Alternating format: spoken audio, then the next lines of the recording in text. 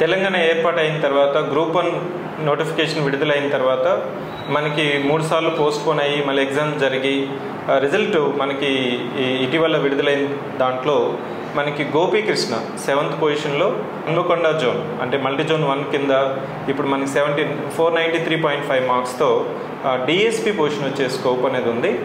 First of all congratulations mister Gopikrishna. Thank you sir. మీకు already నేను విన్న తర్వాత ఏంటంటే ఇది 10th గవర్నమెంట్ జాబ్ అని విన్నాను. Already you're working as a motor vehicle inspector. ప్రతి ఒక్కరికి ఒక జాబ్ వస్తే అక్కడికి సాటిస్ఫాక్షన్ అయ్యి అక్కడికి ఆగిపోతుంటారు.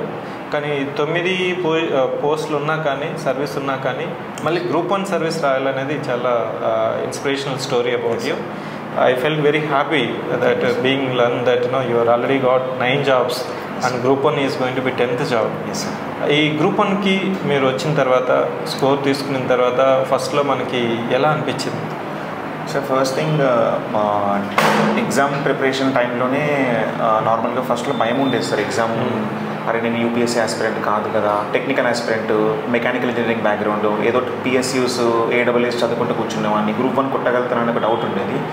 కానీ మా కజిన్ సివిల్ సర్వీసెస్లో ఉన్నారనమాట. మా కజిన్ ఐఏఎస్ ఒకరు ఐఏఎఫ్ఎస్ ఒకరు ఉండడం వల్ల వాళ్ళ ఇన్స్పిరేషన్తో నేను కూడా స్టార్ట్ చేశాను.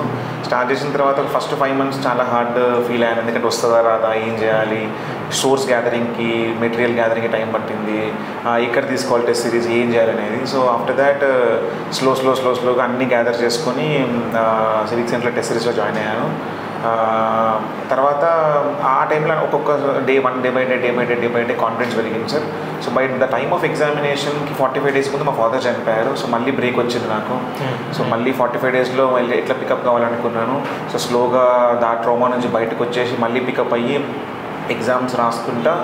సో ఎగ్జామ్ రాసే టైంకి ఐ ఫెల్ట్ ఓకే నేను రాయగలుగుతానని మళ్ళీ ఫీలింగ్ వచ్చి రాశాను సార్. రాసినప్పుడే అర్థమైంది ఏదో ఒకటి వస్తుందేమో, బికాజ్ బాగానే రాశాను కదా, టెస్ట్ సిరీస్లో కూడా బాగానే మార్క్స్ వచ్చాయి నాకు అనిపించింది. So I'm expecting a rank, ఏదో ఒకటి వస్తుంది అని ఎక్స్పెక్ట్ చేశాను. కానీ 70 స్కోర్ వచ్చి రావడం అనేది it's very good feeling. Because తర్వాత నేను ర్యాంక్ వచ్చిన తర్వాత అర్థమవుతుంది అరే చాలామంది యూపీఎస్సీ రాసిన వాళ్ళు ఉన్నారు, 5-6 attempts 7 attempts ఇంటర్వ్యూస్, వీళ్ళందరితో పోటీ పడి 70 ర్యాంక్ రావడం అనేది ఐఎమ్ వెరీ హ్యాపీ సార్.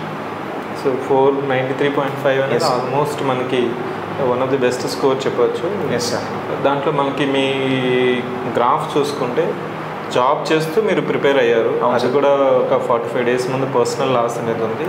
ఆ కన్సిస్టెన్సీ ఎలా మెయింటైన్ చేశారు సార్? ఒకటే నార్మల్గా మా ఫాదర్ లాస్ట్ డ్రీమ్ అది. మా ఫాదర్ నాతో మాట్లాడిన చివరి మాట కూడా గ్రూప్ 1 కొట్టాలనేది అని తన డ్రీమ్. సో నేను ఒకటే అనుకున్నాను, ఇప్పుడు ఆ 45 days ఇప్పుడు నేను బాధపడుకుంటూ కూర్చొని లేకపోతే pain sir, pain biggest pain నన్ను.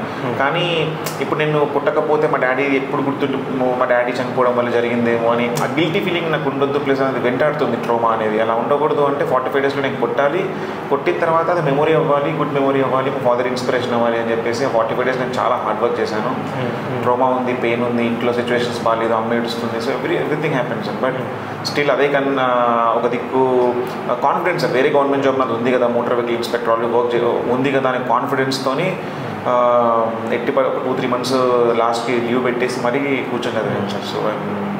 సో అది స్ట్రాటజికల్ ఏంటంటే సార్ కన్సిస్టెన్సీ మెయింటైన్ చేశాను. వచ్చిన తర్వాత అందరూ హ్యాపీనా? ఇప్పుడు వెరీ హ్యాపీ సార్. మా mummy first very happy, she is very happy. Because మా డాడీ ఉంటే బాగుంటుంది అనే ఫీలింగ్ ఉంటుంది. బట్ సిచ్యువేషన్స్ నా కంట్రోల్ లేనప్పుడు సిబ్లింగ్స్ ఉన్నారు, తమ్ముడు ఉన్నాడు సార్, సాఫ్ట్వేర్లో ఉన్నాడు. కజిన్స్ ఉన్నారు సార్, వాళ్ళందరూ సివిల్ సర్వీసెస్లో ఉన్నారు. ఇప్పుడు మీరు మోటివేషన్ కదా వాళ్ళందరికీ. Sir exactly. సో మీకు స్కూలింగ్ ఇక్కడ జరిగింది? స్కూలింగ్ అంతా శ్రీ ఋషి విద్యాలయం ఎస్ఆర్వి స్కూల్ సార్, హన్మకొండలోనే జరిగింది స్కూలింగ్ మొత్తం. తర్వాత ఇంటర్మీడియట్ నారాయణ కాలేజ్, తర్వాత బీటెక్ వచ్చేసి నల్లమల్లారెడ్డి ఇంజనీరింగ్ కాలేజ్ అని ఇక్కడ గట్కేసర్ దగ్గర. సో అక్కడ బీటెక్ కంప్లీట్ చేసింది సార్. బీటెక్ అయినప్పుడే మీరు ఇటు సివిల్స్కి గ్రూప్స్కి చదవాలనుకున్నారా? లేదు సార్, బీటెక్ అయిపోయిన తర్వాత నేను ఒక 1 year బైజూస్ చేశాను, బైజూస్లో జాబ్. సో బైజూస్లో చేసినప్పుడు బైజూస్ నాకు నేర్పించింది అనమాట చాలా. డైలీ ఇంతమందిని పేరెంట్స్ని కలుస్తున్నాం కదా, ఎట్లుంటారు వీళ్ళు, ఏంటి వీళ్ళ మైండ్ సెట్స్ ఏంటి, డైలీ ఎవరు ఎక్కువ ఎక్కడ ఇన్వెస్ట్ చేస్తున్నారు ఎడ్యుకేషన్లో అట్లా తెలవడం వల్ల ఒక లైఫ్ లెసన్. దాని తర్వాత వెంటనే నాకు సివిల్ సర్వీస్ గురించి అంత అవగాహన లేదు, గ్రూప్ 1 గురించి అస్సలే లేదు. సో వెంటనే ఢిల్లీ వెళ్ళిపోయి ఐఏఎస్ కోచింగ్ ఇంజనీరింగ్ సర్వీసెస్ తీసుకున్నాను, గేట్ ఇంజనీరింగ్ సర్వీసెస్. సో ఒక ఫస్ట్ 2 years జాబ్ ఏం రాలేదు.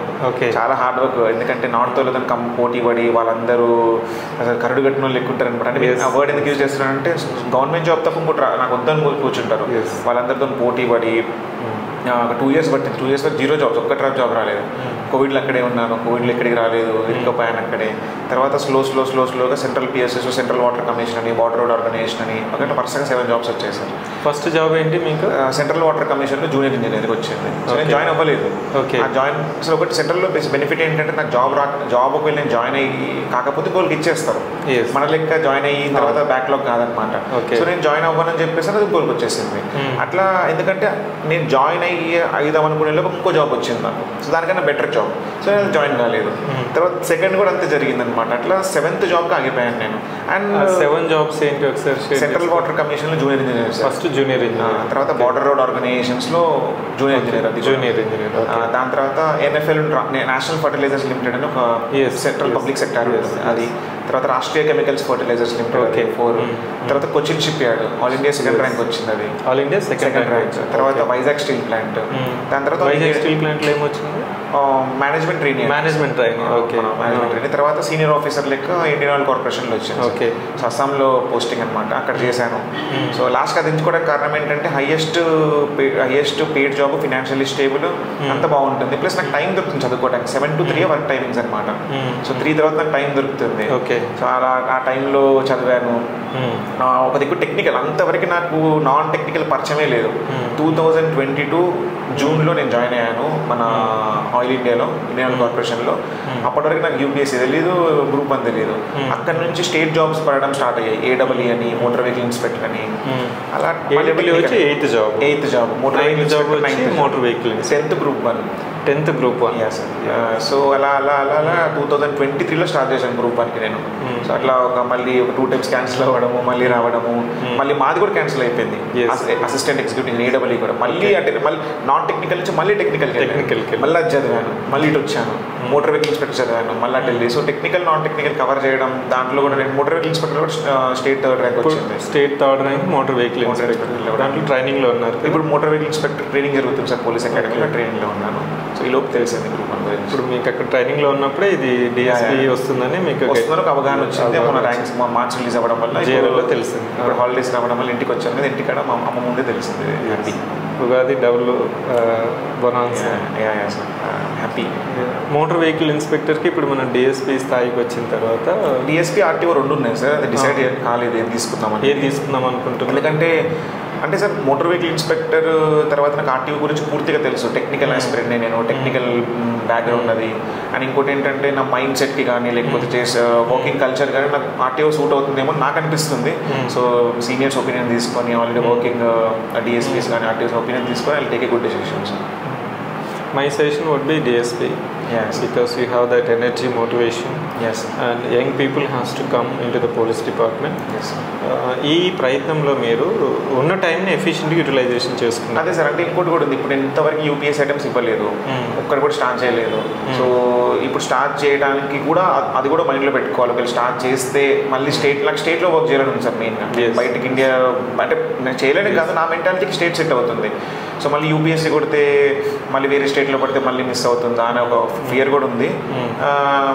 దాంతోపాటు ఒకవేళ చదవాలని ఫిక్స్ అయితే మాత్రం మరి డిఎస్పీలో టైం దొరుకుతుందా, ఆర్టీఓలో టైం దొరుకుతుందా. So I will consider all situations sir, ఏంటి అనేది కూడా అన్ని చూసుకొని వైస్ డెసిషన్ తీసుకుందాం అనుకుంటున్నాను సార్. ఇప్పుడు మీకు ఈ గ్రూప్ 1 స్థాయికి ఎన్నిసార్లు పోస్ట్ పోయిన అయినా కానీ కొన్ని స్పెసిఫిక్ క్వశ్చన్స్ ప్రిలిమ్స్ ఎలా ప్రిపేర్ అయ్యారు? ఎందుకంటే you came from technical background కదా, ప్రిలిమ్స్కి ఎలా ప్రిపేర్ అయ్యారు? టెక్నికల్ బ్యాక్గ్రౌండ్ నుంచి వచ్చినా కానీ దాంట్లో నాన్ టెక్నికల్ పార్ట్ ఉండేది. ఇప్పుడు ఏడబ్ల్యూ తీసుకోండి, 450 మార్క్స్లో 300 టెక్నికల్, 150 నాన్ టెక్నికలే. జిఎస్ అంతకుముందు నేను సెంట్రల్ పబ్లిక్ సెక్టర్స్ రాసినప్పుడు కూడా 100 మార్క్స్కి పేపర్ ఉంటే 10 మార్క్స్ నాన్ టెక్నికల్ పెట్టడం స్టార్ట్ చేశారు. నాకు కోవిడ్ టైంలో చాలా బెనిఫిట్ అయిందనమాట. కోవిడ్ టైంలో నేనేం చేశాను, నాకు 1 ఇయర్ మొత్తం చదివిన తర్వాత సరే నాన్ టెక్నికల్ స్టార్ట్ చేద్దాం, 10 మార్క్స్ ఉంది కదా అని చెప్పి స్లోగా పాలిటీ అది కొంచెం ఇది కొంచెం స్టార్ట్ చేశాను. అంటే బేసిక్ స్టాండర్డ్స్ అంటే ఆర్టికల్స్ అంటే ఏంటి అని అట్లా ఆ స్టేజ్లో ఉండేటోళ్ళు. ఎప్పుడైతే స్టేట్ సెక్టార్లో గవర్నమెంట్ జాబ్స్లో 40% 150 మార్క్స్ అంటే 40% మీకు నాన్ టెక్నికల్ ఉన్నప్పుడు డిసైడింగ్ ఫ్యాక్టర్ అవుతుంది అనమాట. అందుకని నాన్ టెక్నికల్ చదవడం స్టార్ట్ చేశాను. సో అలా ఆ నాన్ టెక్నికల్ చదవడం స్టార్ట్ చేయడం బెనిఫిట్, చదివేదో మంచిగా చదువుతాం, గ్రూప్ అని ముందు రాస్తూ ఉపయోగపడుతుందేమో అని చెప్పేసి కొంచెం టెక్నికల్ వాళ్ళు ఎలా అయితే చదువుతారో నాన్ టెక్నికల్ని దానికన్నా కొంచెం ఎక్కువ చదివాను అనమాట, కొంచెం డెప్త్గా. ఆ డెప్త్ వల్లనే నాకు టెక్నికల్ ఎగ్జామ్లో కూడా 150 మార్క్స్కి జిఎస్కి 120-125 వచ్చాయి 150కి. సో అలా మోటివేషన్ అరే 125 వస్తుంది బాగానే వస్తుంది కదా, మేబీ పేపర్ కొంచెం టఫ్ రావచ్చు గ్రూప్ 1ది, బట్ స్టిల్ 90-900 వస్తాయి అనుకున్నాను. సో అట్లా రాయడం వల్ల ప్రతిసారి 95 వచ్చాయి. సో ఫస్ట్ 95 వచ్చాయి, క్యాన్సిల్ అయిపోయింది. కానీ ఆ టైంకి 2 సార్లు క్యాన్సిల్ అయ్యి కాకపోయి ఉంటే నాకు రాకపోయేదేమో, బికాజ్ ఆ టైంకి నేను టెక్నికల్ ఆస్పిరెంట్, నాకు మెయిన్స్ అవగాహన లేదు, ఒక్కసారి రాయలేదు, రైటింగ్ ప్రాక్టీస్ లేదు. ఆ 2 times క్యాన్సిల్ అవ్వడం వల్ల మళ్ళీ ఒకసారి కొంచెం టైం దొరికింది కదా అని చెప్పేసి అప్పుడు మెయిన్ స్టార్ట్ చేశాను. ప్రిలిమ్స్ ఐఎమ్ వెరీ స్ట్రాంగ్ ఆ టెక్నికల్ చదవడం వల్ల. అప్పుడు మెయిన్ స్టార్ట్ చేసి స్లోగా ఇక్కడ చూస్తే మీకు ప్రిలిమ్స్ వరకు మీకు అప్పుడుకున్న మోటివేషన్ కానీ సక్సెస్ కానీ చాలా దోహదపడ్డాయి. మెయిన్స్కి అందరికీ ఫీర్ ఉంటుంది, మీరు ఫస్ట్ యూపీఎస్సీ వాళ్ళతో పోటీ పడుతున్నాము, రైటింగ్ ప్రాక్టీస్ లేదన్నారు కదా, అప్పుడు ఆ మోటివేషన్ తెచ్చుకొని ఈ రైటింగ్ ప్రాక్టీస్ అని చెప్తాం కదా, మెయిన్స్కి వచ్చిన తర్వాత రైటింగ్ ప్రాక్టీస్ అన్నారు. So why you trusted Civic Centre at that time? Sir ఇప్పుడు టెస్ట్ సిరీస్కి వచ్చేసరికి నేను నార్మల్గా ఫ్రెండ్స్ సజెస్ట్ చేసిన ప్రకారం సివిక్ సెంటర్ తీసుకున్నాను సార్. ఎందుకంటే ఆల్రెడీ ఏపీఎస్ ర్యాంక్స్ చూసి, లేకపోతే ఇంతకుముందు ఏపీఎస్సీలో ర్యాంక్స్ చూసి ఒక భరత్ అని ఒక ఫ్రెండ్, భరత్ కుమార్ రెడ్డి అని, ఇప్పుడు MPDO not sir BC welfare officer, అతను ఏపీఎస్సీ, అతను కూడా మీ సివిక్ సెంటర్లో టెస్ట్ సిరీస్ తీసుకున్నాడు. సో టెస్ట్ సిరీస్ ఇంకా సెకండ్ థాట్ ఉంది సార్, ఇప్పుడు దాని కాకుండా సరే తీసుకుందామని తీసుకున్నాను.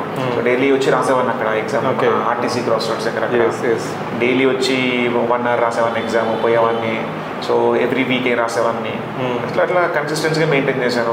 టైంకి క్వశ్చన్స్ ఇవ్వడము, డైనమిక్ని కవర్ చేసుకుంటే క్వశ్చన్స్ ఫ్రేమ్ చేయడము, మైండ్ సెట్ అలవాటు అయిపోయింది. మైండ్ సెట్ అలవాటు అయింది. తర్వాత డైలీ రాయడం వల్ల భయం పోయింది. తర్వాత క్లాస్కి వచ్చి రాయడం వల్ల ఎన్విరాన్మెంట్ ఏర్పడింది. సో అట్లా ఒక్కరోజు ఒకటి వచ్చింది. 3 aspects I need to underscore. First భయం పోవాలి, అలవాటు అవ్వాలి, ఎన్విరాన్మెంట్ అనేది ఎక్స్పీరియన్స్ అవ్వాలి. సో ఈ మూడింటిని మీరు ఎక్స్పీరియన్స్ చేస్తేనే అయిపోతాయి. నాకు పోద్ది అనుకుంటే పోదు.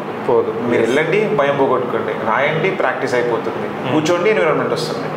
ఇవన్నీ చూసి అట్లా డైలీ అట్లా స్టార్టింగ్లో ఎలా రాసేవాళ్ళు, లాస్ట్కి వచ్చే కొందుకు ఎలా ఇంప్రూవ్ అయింది? స్టార్టింగ్లో చాలా బ్యాడ్గా రాసేవాళ్ళు సార్, ఆబ్వియస్లీ. బికాజ్ ఎందుకంటే నా ర్యాంక్ ఎక్కడో మా బ్యాచ్లో 400 మెంబర్స్ ఉంటే నాకు 120-140 ర్యాంక్ వచ్చేది 400 మెంబర్స్లో ఎవ్రీ వీక్లీ ఎగ్జామ్స్.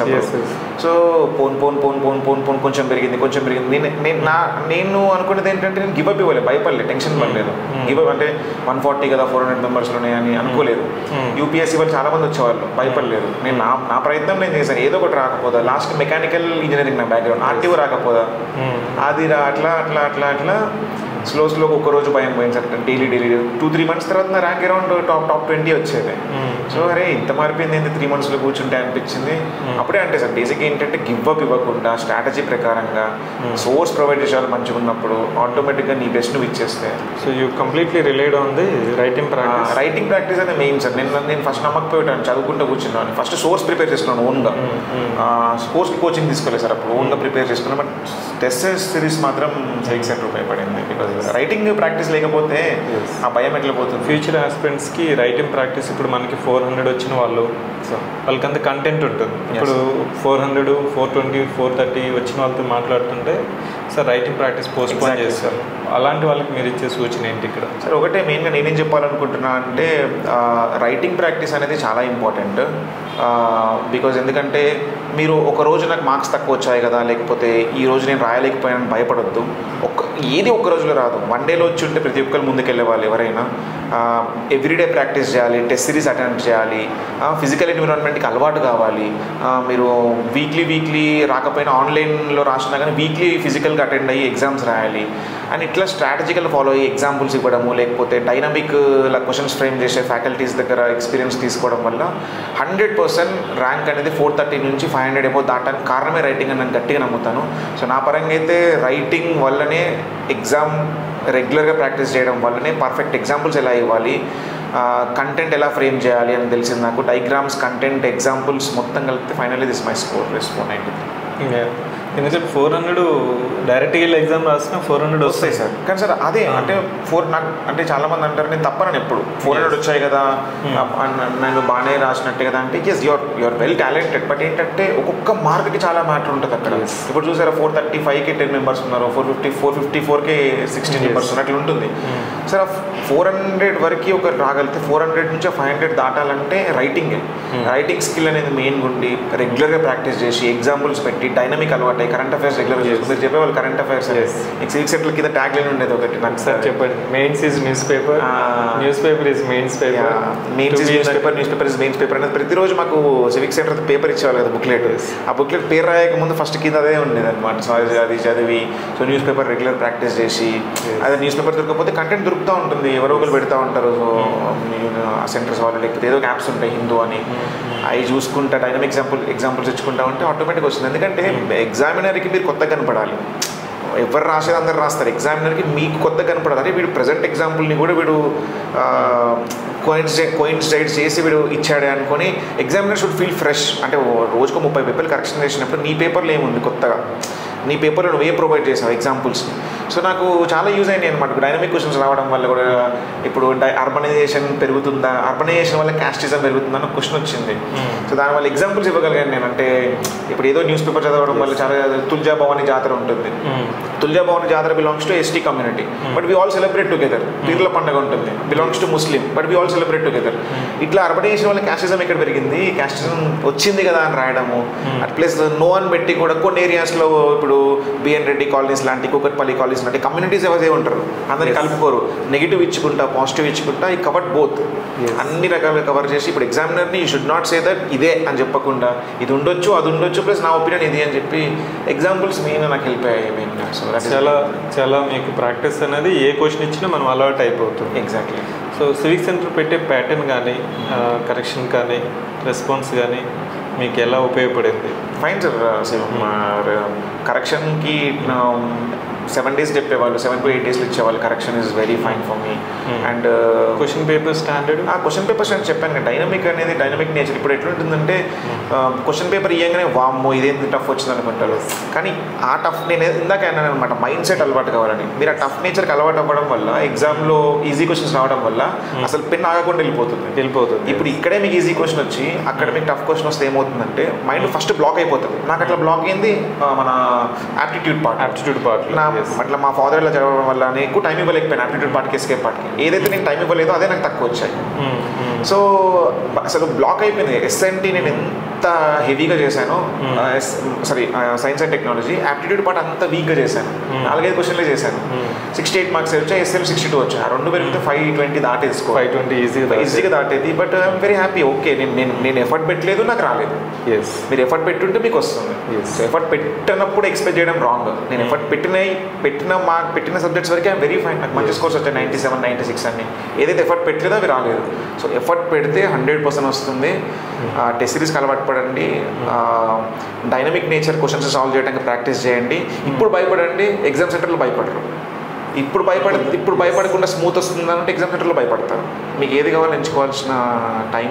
మీతో మాట్లాడుతుంటే స్టూడెంట్స్కి చెప్పిన పదాలు ఇప్పుడు మీరు మోటివేట్ చేస్తుంటే వాళ్ళకి, ఇప్పుడు ఫ్రెషర్స్ వస్తున్నారు కదా, మళ్ళీ కొత్త నోటిఫికేషన్ వస్తుంది తెలంగాణలో అంటున్నారు కదా, చాలా మంది మనం వాళ్ళతో ఇంటరాక్ట్ అవుతుంటే మెయిన్స్కి వచ్చిన తర్వాతనే ఒక కొరకని కొయ్యేలాగా the lot of fear is there.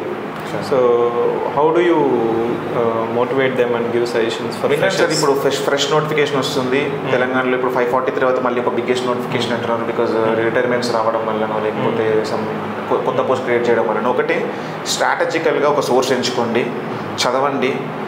ప్రిలిమ్స్కి ఎలా అప్రోచ్ అవ్వాలి, మెయిన్స్కి ఎలా అప్రోచ్ అవ్వాలి అనేది ఒక ప్రాపర్ ప్లానింగ్ ఉండాలి. టెస్ట్ సిరీస్ చాలా చాలా చాలా ప్రైమ్ క్రైటీరియా నా పరంగా అయితే. ప్రాపర్ టెస్ట్ సిరీస్ తీసుకోవాలి, రెగ్యులర్గా ప్రాక్టీస్ చేయాలి. తీసుకున్నామా సగం మంది రారనమాట టెస్ట్ సిరీస్ కాదు, అట్లా ఉండొద్దు. టెస్ట్ సిరీస్ కంపల్సరీ అటెండ్ కావాలి, రెగ్యులర్ ప్రాక్టీస్ చేయాలి. అండ్ ఏ రోజు కుంగిపోవద్దు మార్క్స్ తక్కువ వచ్చినాయని, ఏ రోజు అనుకోవద్దు ఈ క్వశ్చన్ టఫ్ వచ్చిందని. అటెండ్ చేయండి. ఇప్పుడు మీకు ఎలా క్వశ్చన్ వస్తుందో ఇంకొకటి కూడా అదే క్వశ్చన్ వస్తుంది. నేను అనుకోను, మీరు అనుకుంటారు, అక్కడే డిఫరెన్స్ ఏర్పడుతుంది కదా. ఈ టఫ్ వచ్చినప్పుడు వామ్మో ఇదేంద్రా అనుకున్న వాళ్ళకి, ఏం కాదులే అనుకున్న వాళ్ళకి చాలా డిఫరెన్స్ ఉంటుంది. సో టఫ్నెస్కి అలవాటు అవ్వండి, మైండ్ సెట్ మార్చుకోవాలి. ఐడియాలజికల్గా ఎంత టఫ్ బ్యాటిల్ అయినా ఎదుర్కోవడానికి ఇప్పుడు ప్రిపేర్ అవుతేనే అక్కడ ఈజీ అయిపోతుంది, మైండ్ బ్లాక్ కాదనమాట. ఇవన్నీ చేయకపోతే ఎగ్జామ్లో బ్లాక్ అవ్వడం కామన్. నేనే మైండ్ బ్లాక్ అయిపోయింది నాకు డాటా ఇంటర్ప్రిటేషన్ చూసి, బికాజ్ నాకు ఒక్క ప్రాక్టీస్ లేదు అసలు, జీరో ప్రాక్టీస్, ఒక్క క్వశ్చన్ ప్రాక్టీస్ చేయలేదు నేను. సో ప్రాక్టీస్ చేస్తుంటే ఒక 10 క్వశ్చన్లు సాల్వ్ చేసేవాడిని నేను. అక్కడ 20 మార్క్స్ పెరిగేమో అని నాకు ఎప్పటికీ ఉండేది. బట్ ఓకే, నాకున్న టైం ప్రకారంగా, నా సర్కమ్స్టాన్సెస్ ప్రకారంగా నేను ఈ స్కోర్ కొట్టడం నాకు హ్యాపీ. బట్ ఈ మిస్టేక్ని మళ్ళీ ఎవరు చేయకుండా ముందే ప్రాపర్ ప్లానింగ్తో, ముందే ప్రాపర్ స్ట్రాటజీతో, ఎక్కడ భయపడకుండా ప్రాపర్గా ఇచ్చేస్తే you will be able to score easily around 490 ఏవో 500 ఏవో ఈజీగా వస్తుంది score, and you will able to crack easily group 1. So it's very immense pleasure for team Civic Centre. Gopikrishna మనకి 9వ జాబ్ చేస్తూ కూడా మోటార్ వెహికల్ ఇన్స్పెక్టర్ అని చాలామంది డ్రీమ్ కూడా, ఎంబీఏలో జాయిన్ అవ్వడం. అక్కడితో ఆగకుండా గ్రూప్ 1 సర్వీస్ కొట్టాలని ఒక తండ్రి యొక్క కోరిక నెరవేర్చి కుటుంబానికి ఈరోజు మనకి లోటు ఉన్నా కానీ ఈరోజు పెద్ద దిక్కుగా ఇన్స్పిరేషన్గా నిలవడం అనేది చాలా గర్వకారణం. We wish all the best, Gopikrishna. Thank you very much. Congratulations. This is not easy because సర్వీస్లో వచ్చి 9 జాబ్లు వచ్చి ఆ మోటివేషన్ తెచ్చుకొని ప్రతిరోజు ఎగ్జామ్కి వచ్చి రాయడము, ఫస్ట్లో ఉన్న బ్లాక్స్ని మనం యాక్సెప్ట్ చేయడం, ఇంప్రూవ్ చేయడం అనేది it's really motivating factor for many aspects. We wish all the best from Team Civic Center. Thank you, sir. Congratulations.